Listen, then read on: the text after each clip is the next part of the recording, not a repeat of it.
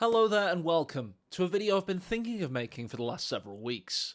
The only reason I'm able to make this today is because I finally feel like I have a good amount of perspective and kind of calm, even temperament when thinking about Company of Heroes 3. On any given day since release, I've been feeling toxic, negative, pessimistic, and really just annoyed by Company of Heroes 3, all the way up to defensive, positive, optimistic about the future, and everything in between. However, with time, I'm now able to offer my sober thoughts and reflections on this game, its release, comparing it to Company of Heroes 2, and everything you can see on that side of the screen there. Let's get straight into it. Let's talk about how this game released and what they originally offered with this, their launch content post. So they're talking about the single player having 2 campaigns, skirmished against AI, as though that's impressive. And then multiplayer, 4 factions, admittedly, is impressive. 12 launch battle groups, 120 playable units, 14 launch multiplayer maps. It all sounds so good until you peel back that first layer, and then you begin to understand why, as fans, it wasn't quite what we expected, and why the reaction has been less than fully positive, let's say. For example, starting with modding support. The Essence editor is actually really buggy. It's not got many features, and it crashes most of the time. That is meaning that map makers can't make very good maps and they have to work really hard to try and cobble together enough assets and also time, because the amount of crashes in order to make a map. That's just the first thing I see there. I mean, you've also got the maps. 14 sounds great when you consider only 2 of them are 4v4 maps, and 4v4's classically been the most played game mode in Company Heroes. That isn't great. 120 playable units, some of them are crossovers between 2 factions. So are they counting, for example, the Stug D in DAC and the Stug D in Wehrmacht?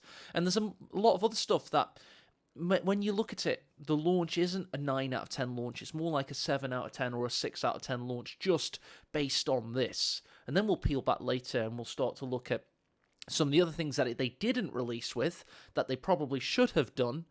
And to be honest, let's do that now, actually. I was going to make this video around 4 weeks ago. This was going to be my 10 commandments of full CoH3 release. Basically, a community perspective on what we ideally would have liked to have seen at release, what we haven't got, and then we're going to tick them off and we're going to say, okay, the game is finally finished when these 10 are met. And I collaborated with people on Twitch. I had commenters in Twitch helping me put this together, and this, as of 4 weeks ago, was what we want to see, so we can finally say to our friends who are more casual, hey, come buy CoH3 now, it's ready for you. Firstly, functioning main menu, UI, invites, and placeholder icons. They've started on this. I think I've got an icon there, flag. They've started on this. They've kind of gotten some of this working now, and they've put more of the icons in the game, but they've still got a way to go. Number 2, replay observer mode. Oh my god, a big fat X. How can they not have got this into the release of the game? It baffles me, it confounds me, and it pisses me off. I am not happy about that. And one of the things that's made me less happy is the fact that the legendary and admittedly incredibly talented modder, Yan252, for completely positive reasons, has shown how easy it was to do to create a UI and functioning replay mode. We have it for tournaments, and some of the casters now have access to the tools from a completely community source, and that shows that it wasn't some big thing they had to scale back in order to dedicate time and resources to other areas. If they were fully knew what they were doing and they were vocal about it, and they had, to be honest, the will to get it done, they could have got it done, and it wouldn't have pulled away from other things. So whichever possible leader or executive level person, don't forget, I know little bits about the behind the scenes at Relic, because I talked to some of them through the NDA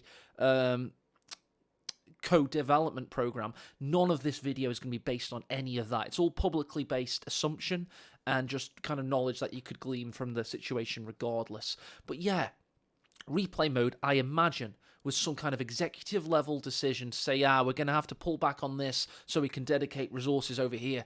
And that decision was wrong. I will repeat, that decision was wrong. There is absolutely no way, unless there was a fear of death, that could be possibly a correct allocation of resources, because the resources required to complete a replay mode have been proven to be small.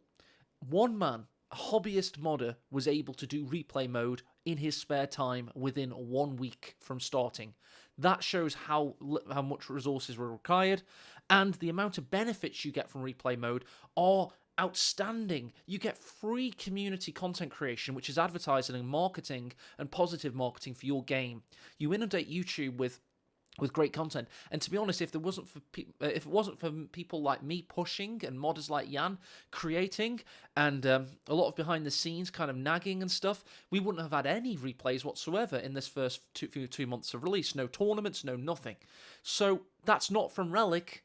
They decided that they wanted to allocate the resources elsewhere based on publicly evidenced things they've said. So it's clear to me that they were wrong to do that, because it wasn't that much resources required anyway, and the amount of net gain from that is huge. So that's just a big rant I've wanted to get off my chest for a long time, but now I see clearly just how bad of a decision it was. It wasn't like, okay, this could be a bad decision, but maybe they could allocate the resources. No, it's just a really bad decision. And it actually had a lot of effect on the community. People have been going on and on about that for a very long time. And to be honest, it's like, this one is shameful. That I'm getting too personal now. It's not shameful. It's shameful from a community standpoint, let's say. They're professionals working in a game development studio. Let's not rag on them as individuals. They're all hard-working people. But it's a bad decision. I don't like bad decisions.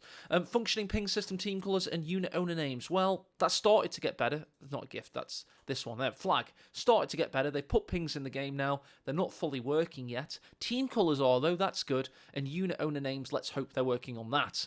So they're getting there. Map vetoes and more than 2 4v4 maps. They're apparently scouting for this, whatever that means. And that means, like, surely just get loads of community map makers and just put a notice out saying, hey, can you go make us some map, please? And the best 2 maps will go into the rotation. Not hard. And if they've got red tape or whatever, or difficulty doing that, or they don't want to do that in the first year after release because it should be them that's doing that, I just get the community making the maps. It was so proven in Company Heroes 2 that community map makers make better maps than Relic a lot of the time. That should have been an initiative from the start, in my opinion. From the start. And if that's difficult to accomplish in the modern day environment, just do it anyway. Just get it done. It'll be so good for the community. And the fact that, as I say, the team game aspect only has 2 maps in 4v4 is really bad. But we'll get on to CoH3 later. CoH3 actually had 1 steps. And that's obviously half of what CoH3 has, but that does not excuse CoH3. Now, you might not like crushing with tanks, I certainly do, but you might not. But that doesn't mean it's not a good way to suggest when CoH3 is finished, because it's clear that Relic want it in CoH3. They mentioned it in one of their streams, and it's been in CoH1 and CoH2. And it's kind of fundamental to the gameplay mechanics surrounding tanks and infantry, because at the moment, the infantry can run around circles around the tanks and keep blasting them with anti-tank weapons, and it doesn't feel right. So crush has to be a possibility, I think. And when that's in the game, that'll be a good omen, that's the word I want, that it's finished. Ladder in-game, not API for browsers. Right now, we've got either this, the Relic version, or this, the superior community version made by PageP, and it also has leaderboard statistics, which we'll come on to later. Good indication of balance. These are API driven web apps, and they are not good because it should be in game, and of course we will be waiting for them to go in game. CoH2 doesn't have them in game right now either, but that's because they broke them with the 64-bit patch. And the API probably didn't work or something. I don't know how it works, to be honest. But regardless, we need that to be a thing to show the game is finished. Pathing's terrible. It's something to do with phasing, I believe. I believe the model size of the tanks, etc., is actually the same as the graphics model size. So basically, you've got the simulation model, the one that's like a hitbox, let's say, and then you've got the graphical model. I think they're 1-to-1 right now, and I think in previous games, like the actual physical model for simulation purposes was smaller than the graphical model. So that's why you could have phasing around the edges. But also there was the whole thing of if a tank is moving, it can be phased through, and it may have looked janky, but it helped pathing so much. So yeah, I think that is bad for Company Heroes 3, and I've seen so much bad pathing. Right now, you could, for example, have an anti-tank gun here, and the tank wants to drive around it. So it drives up to it, then drives around it like this. That's how it works in Company Heroes 3 right now, and that's bad. That's really bad. So they need to fix that ASAP, really. And I hope they're working on it, because, yeah, in CoH3, the tank just kind of made a path around the AT gun, kind of moved a little bit out of its way. I wish I had a demonstration, but I'm not Tightrope, sorry. I don't edit my videos painstakingly. I try and do them in one take, because I'm weird like that. So yeah, we're waiting for that. Planes look really bad right now, and here's a quick example. This is one of my this is one from one of my recent Master League casts. So the Stuka does a full 180 at 70G there. So yeah, they look janky, they look unfinished, and we're going to need them to be a lot better. Surrender button, endgame screaming, working stats. None of that's working or implemented right now, and it really needs to be. And sound achieving a final mix of great quality. I still hope they're working on this, because I still think Company Heroes 3 sounds are not as good as CoH2's by a decent margin, let's say 30-40%. And they need to finish it off, because Company Heroes has always been known for great sound. So that's where we're at, and that's why people are unhappy.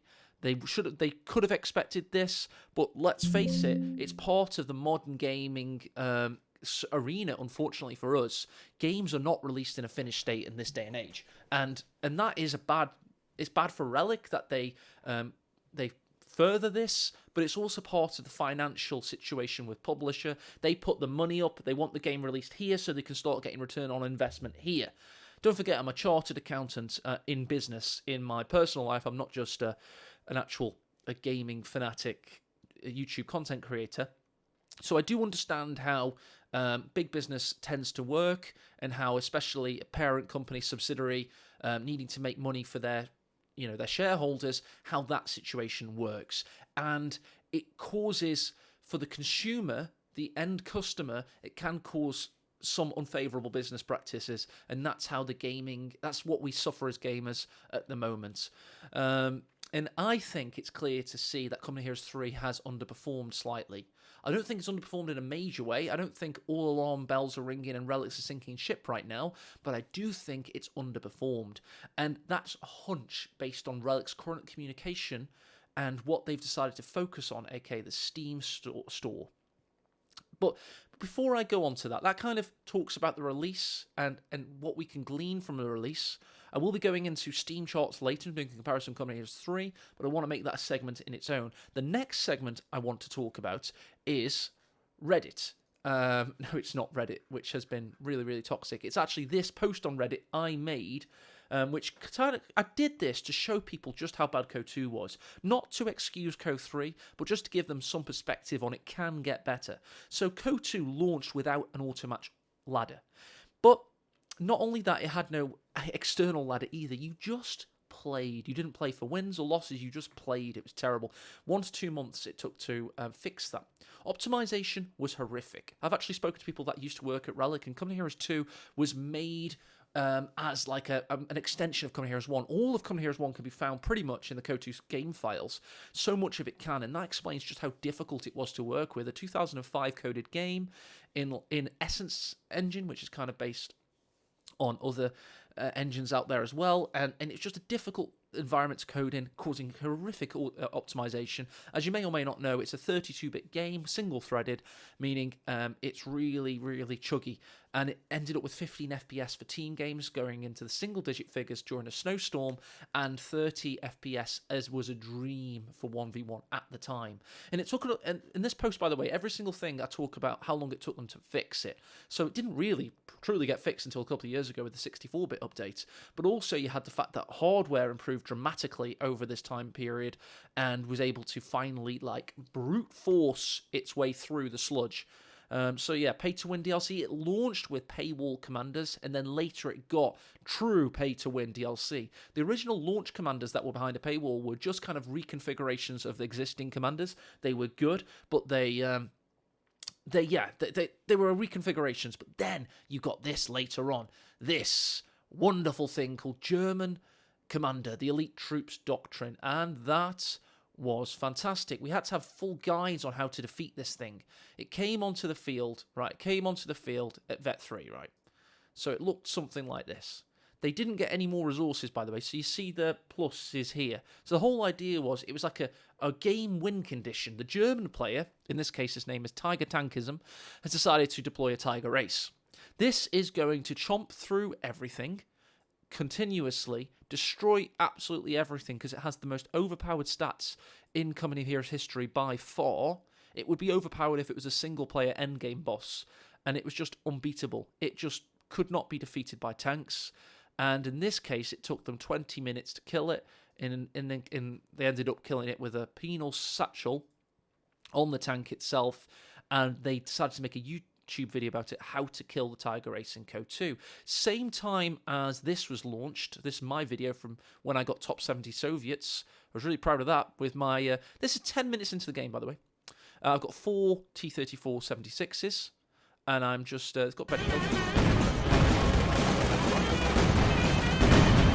4 T-34 76s, and I got my first one within the first 5 minutes.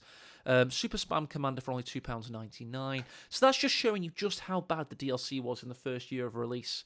And you might be thinking CoH3 is going to go there. It isn't. But that should put into perspective the post-release Steam store, skin store you've seen, which admittedly is janky. It looks awful, and to be honest, I think they've not hit it out the park with this in slightly. What the hell's a Forest Ranger? That doesn't exist in British military terminology, etc.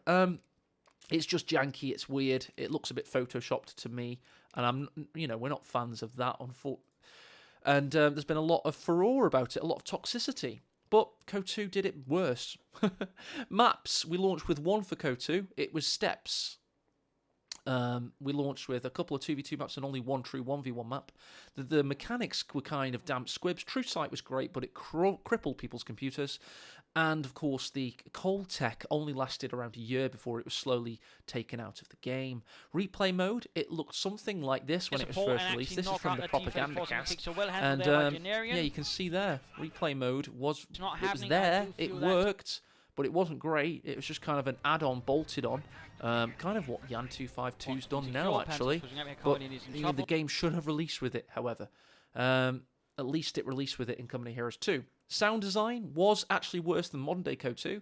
It was a bit muddier, and they added some gun sounds and tank profiles that made it less realistic and more Hollywood, and gamers like that. So they didn't release with the best sound design. The user interface is pretty much how it was now. I had to be corrected on that. Bugs and exploits. CoH2's had so many hilarious bugs and exploits. CoH3 is probably on a par with it, I'd imagine. But we've had some really, really hurtful ones, like the volume explosions in people's ears actually being a health problem playing the game. That's not good. Balance and gameplay, I've already talked about how bad the CoH2 balance was with the pay-to-win commanders, but it didn't actually get better until around here, the March deployment.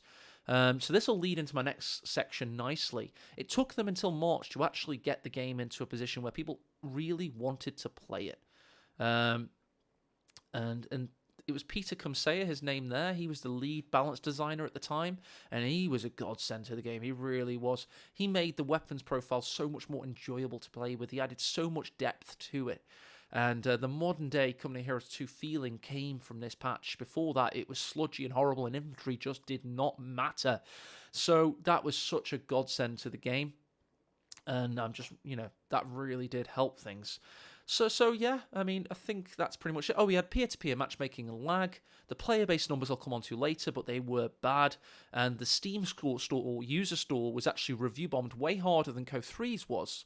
It got to around 10% and lower, and it didn't take until Ardennes Assault until it got better. So that's that segment. That's the CoH2 release state.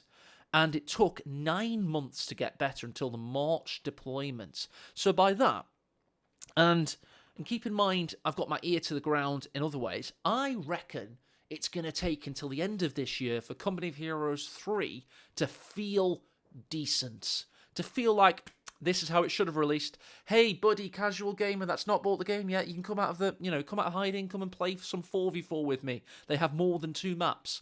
That kind of feeling.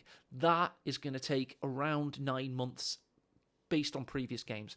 And yeah, you may see where am I looking? It says Relic 2013 and Relic 2023. What do I mean by that? The studio is different, the industry is different, but it's not that different, really. I'm going to be honest. Like, yeah, THQ went under and they were bought by Sega, but they still had funding from THQ. And THQ were a similar size to Sega, I think, and probably had similar levels of funding. Don't forget that Relic aren't given AAA budgets. I don't think they are. They're probably given AAA red tape because their publishers are big, but they're not the publishers' favourite studios. They're like in the middle or low end here. They're not given the big, massive budgets like Creative Assembly might be given. They're given less money than that, definitely. I'm not basing this on any insider information. This is just all speculation, but I'm going to guarantee you Relic don't get given the team sizes, the funding, and the money that you probably expect. However, they are part of a big studio, Sega. Someone that pushes studios to get as much money from DLC as possible. Someone that adds huge, stipulations probably, and legal teams and all this kind of good stuff into the mix. So they're not as nimble and as agile as you'd want them to be. They don't have as much funding as you think they have. Relic do as good of a job as they possibly can do with what they have at their disposal. That's obvious, because who wouldn't want to do a good job? You're at work, you're in this industry that's like a dream industry to work in. You're not being told you have to crunch.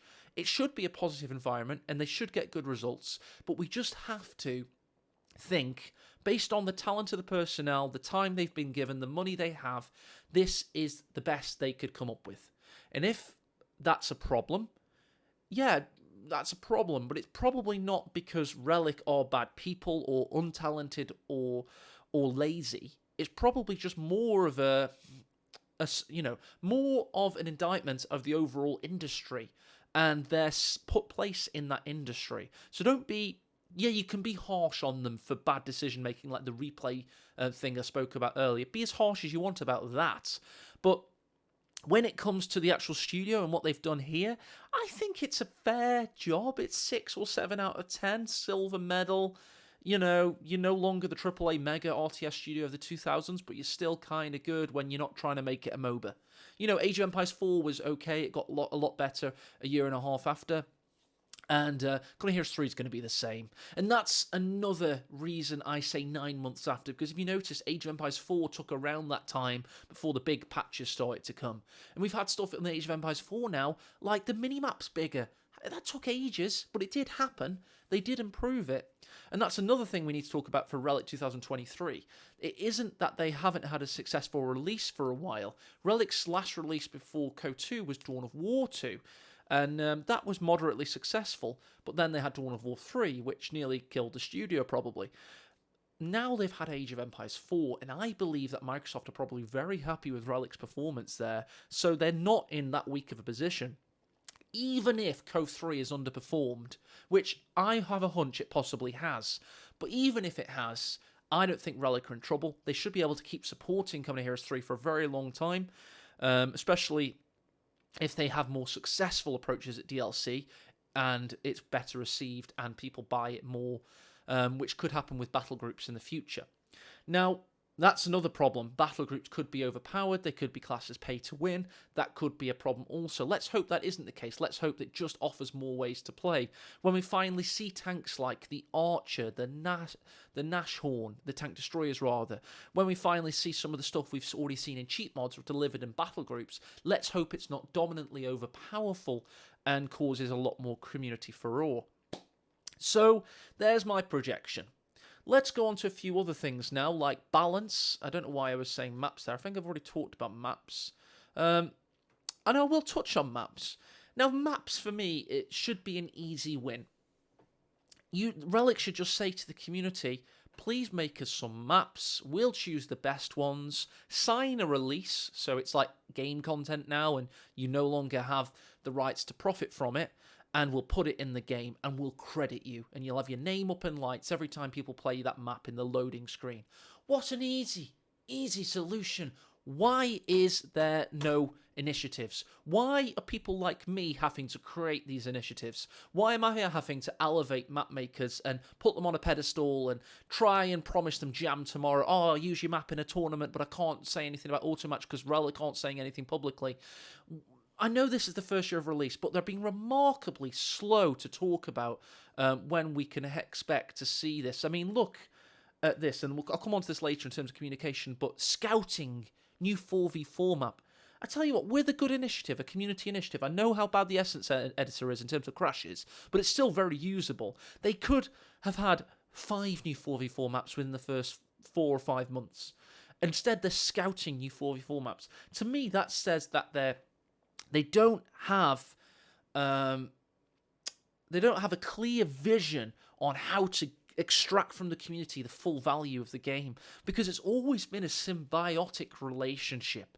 You've always had this kind of thing where the community and the developer for Company of Heroes have been a team.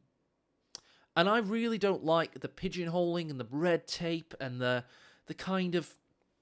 Yeah, there have been some community members that have caused Relic issues, and there have been some like NDA violations, and there have been dramas.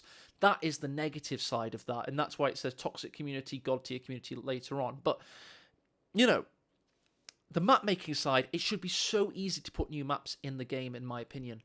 And balance, hopefully... Balance is my next point, but hopefully this stream coming this week, I believe, I think it's on the 24th of April, on Relic Twitch, is going to have formerly known as Tarnation, now known as Relic Jason, and I think, is it Marco is going to be joining him? They should talk about the balance, and they should be able to give us some perspective on where they're going with it. But if we actually go over to the community leaderboards right now, we can actually see what's wrong with the balance, and I find it quite interesting.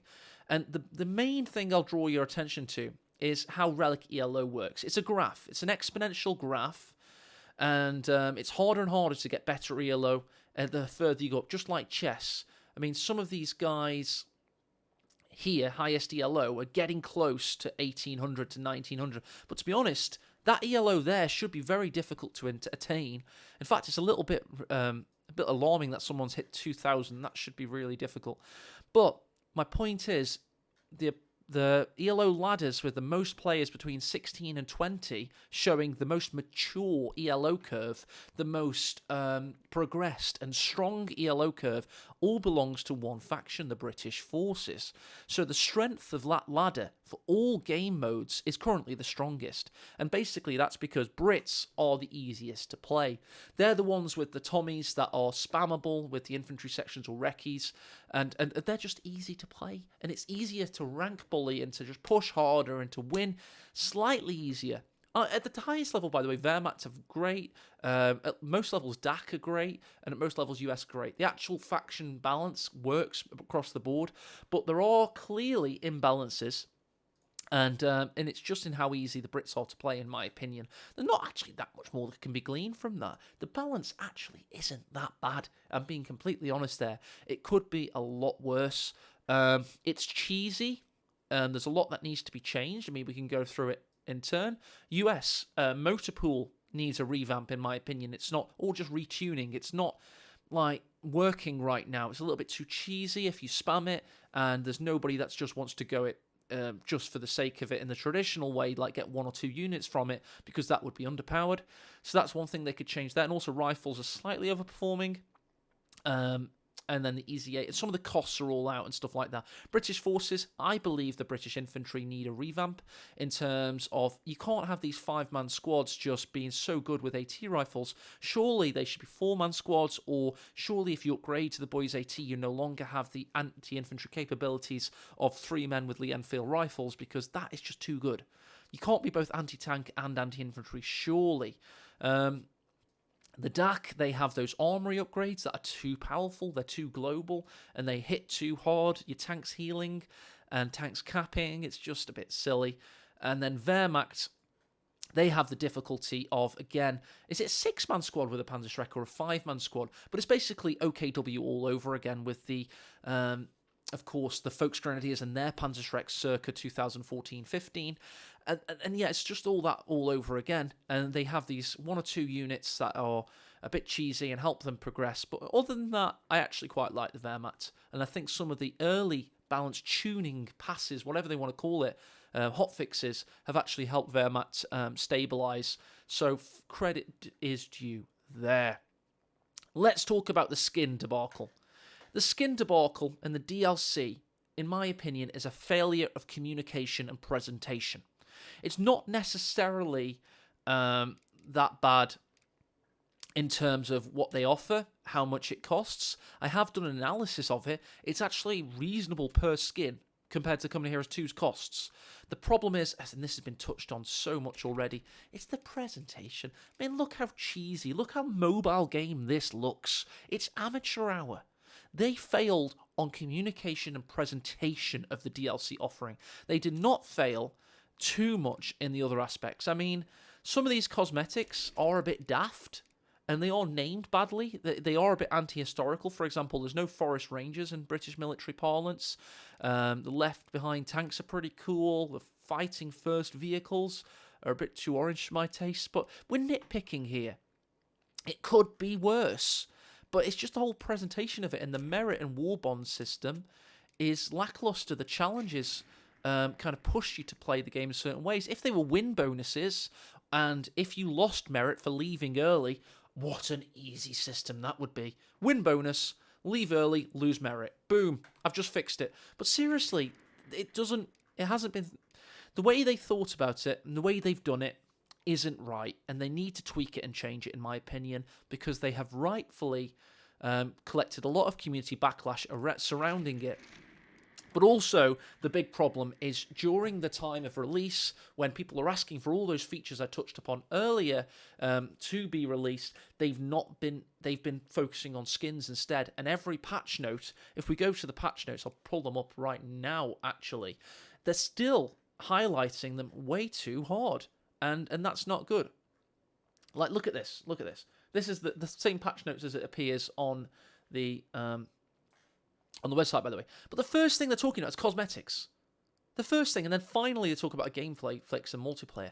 The hardcore community members that are the most vehement and and talkative, and create the most furore and content about it, they want to know about the gameplay fixes. And to be honest, that's what's going to get people back playing the game. People care about feature releases and how the game plays. And I just think their messaging is a bit off. They're trying to keep the skins being a positive thing, but as you can see, and I'm putting a thumbs down. I am a content creator for Relic. I'm not going to put a clown face. I think that's a bit nasty, but a thumbs down, definitely. I think this messaging is not right. I like the fact they're making so many patches, but they're just getting the feel of the messaging wrong. And that's not a slight on John, by the way, or Gabby, or Cami, or any of these community people. They're all fantastic professionals, and their professionalism as community managers has been top notch.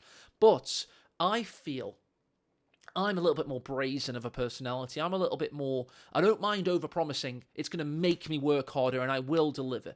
I think they're underpromising for fear of under-delivering, if that makes any sense.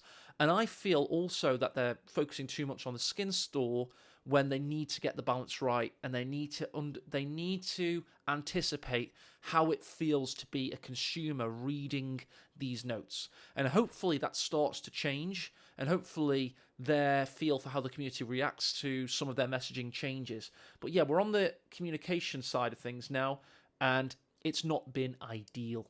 And I have trust in these community managers. I've interacted with them in the past as part of the co-dev system, etc. And I think they're very good professionals, and I am aware of their previous work in other businesses, and they all have excellent experience in games like this, of this level. So we should have more trust for where the game's going. And maybe they're keeping their cards to their chest. This is a theory now. Maybe they're keeping their cards to their chest because they're just so aware of all the great stuff their co-workers are working on and what's to come. Maybe that's why they're able to just, put some stuff out there, kind of word it professionally, but they don't have to worry too much about community backlash right now because they know they're going to get all the praise back. They know they're going to rein the game back and everyone's going to end up happy in the long run. That's a theory. I'm being hopeful. I'm possibly being hopeful, but it's a theory that I genuinely think has some merit to it, possibly some war bonds to it as well. Next, Steam charts and a comparison of them. Let's go over to this now, and this should help you understand the situation we are in. So, this is the 3-month comparison for Company Heroes 2 and 3, and you can see, of course, when CoH3 was released, it had a far better peak time. We only care really about the peak, because don't forget, in a lot of the non-Western sides of the world, free games matter. GDP per country and the average income per gamer is very different in Asia, for example, than it is in Western Europe.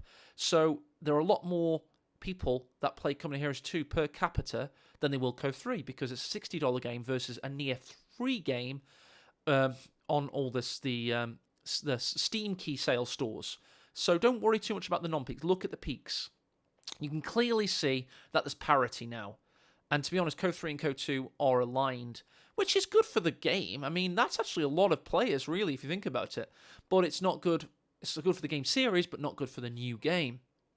Let's look at how it's always been, though, for Company Heroes 2. And this will explain why CoH3 now has parity. And it's stuff like this. They've had some very, very, very successful Steam sales, driven off the back of tournament publicity as well. 2018, it was a storm in a teacup. They had 2 free weekends, and they had the 2 most successful tournaments. They had the 1v1 tournament that I ran, GCS2, which was the best organic godsend for the community ever. 1.1 million views on YouTube, 3,000 concurrent viewers for over 24 hours over a weekend on Twitch.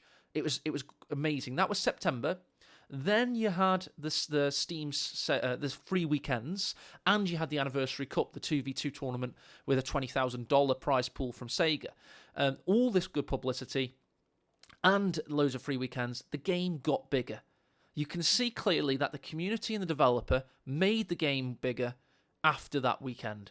And then there was another one, and it got bigger. Then there was another one, it got bigger. And it kept retaining people, because by this point, as I alluded to earlier, Company Heroes 2 was a good game. Let's go backwards. Uh-oh. This is 6 months after release. Oh no. June, July, August, September, October. 5 months after release, around there. 4,900 concurrents. And guess what? CoH1 at the time? Around 2,000. Around 3,000. So it had more, but both games had very few. And that argument, that old argument of the game, there's a lot less games back in the day, so that's why CoH2 is so popular. It's not true. CoH2 was less popular than CoH3 is now when CoH2 was released, and it took until 2014. But even then, it took a while to improve. But look, by April, look at that March deployment, yo. It went from 4,000 to 12,000 naturally, and then it kept it. And then it kept it, and then it kept it, and then it released more DLC, and it grew, and it grew, and it grew. So, yeah, they saved the game with balance patches, and that's why next weekend's stream is so bloody important. So don't worry too much about the current situation. This is single-player, people, and the multiplayer, yeah, it is lower than CoH2 on average now, but it's not horrifically lower. It does have enough legs to keep living. And let's hope Relic can get the good news about balance and get the features put back into the game sooner rather than later.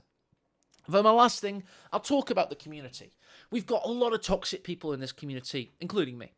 And these people are currently review bombing the game. They're in Discord servers, and there's multiple, by the way.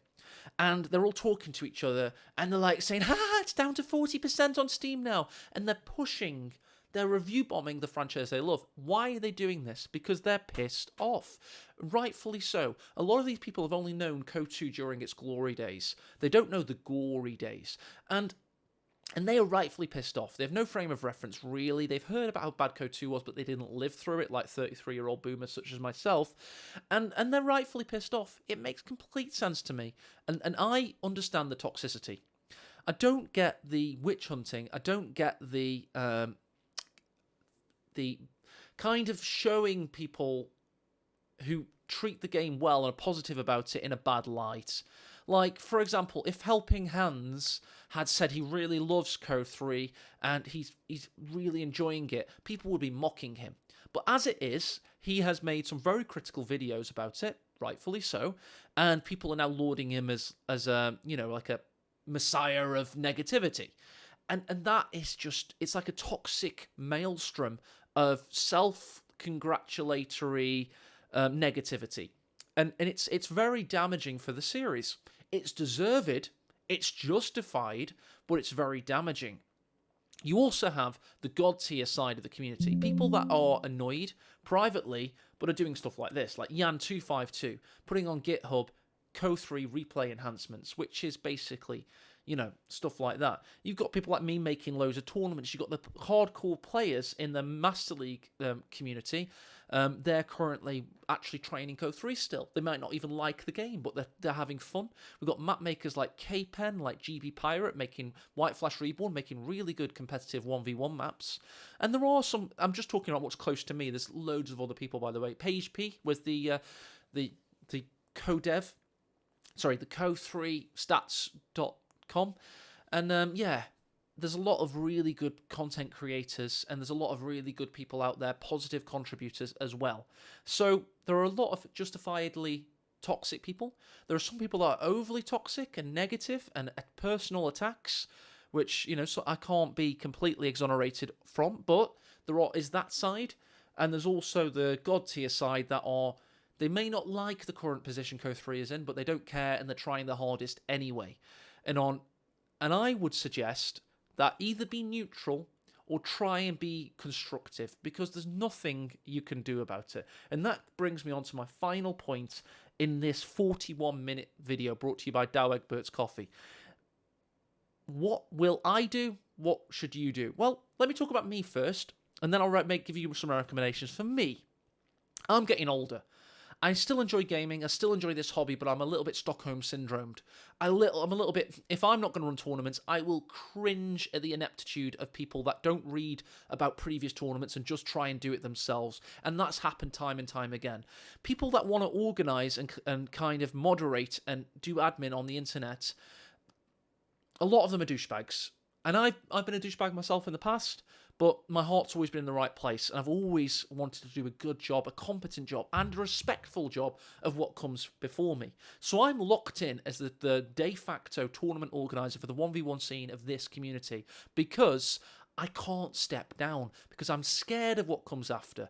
I'll feel, for one, envious if they do a really good job. For two, I'll feel really cringe if they do a bad job. So I'm a little bit scared of that. But I do fancy kind of stepping away.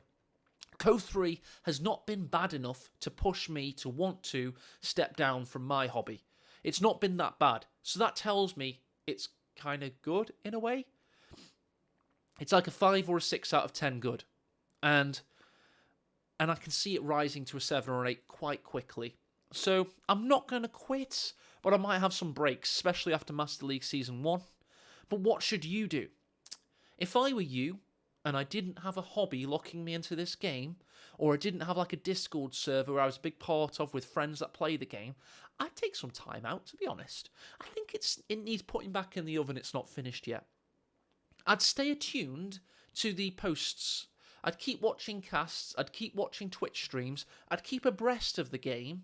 But especially if you're a team game enjoyer, I would take some time out. It's not done yet. You're going to want to you don't want to refund it on Steam. You're going to need it in your Steam library for when it gets better. And it's going to take a while to get better. So, yeah, give it till Christmas. You're going to have some time off over Christmas probably. And that would be the perfect time to come back into CoH3. There'll be loads more players. It'll be a way better game. Just swallow your anger. Don't fall down to the dark side of just wanton hatred. You can be a bit repulsed about some of the elements of like the DLC store and stuff, but it's not as bad as some of us are making out. I'll just admit, it's just average. And it'll get better. It'll get a lot better. And you just have to wait. You just have to be patient. It's a symptom of the modern computer gaming environment, and it just is what it is. We just have to wait a little while. I reckon 6 to 9 months it'll start to get better. Then some Battle Group DLC is probably going to mess it up. Then it'll get better again, and we'll have a good RTS on our hands. One of the main things it has going for it is the optimization, the coding, the actual It's based off the Age of Empires 4 version of the Essence engine, which is a real step ahead from the old CoH2 code base, so it's got a lot of potential.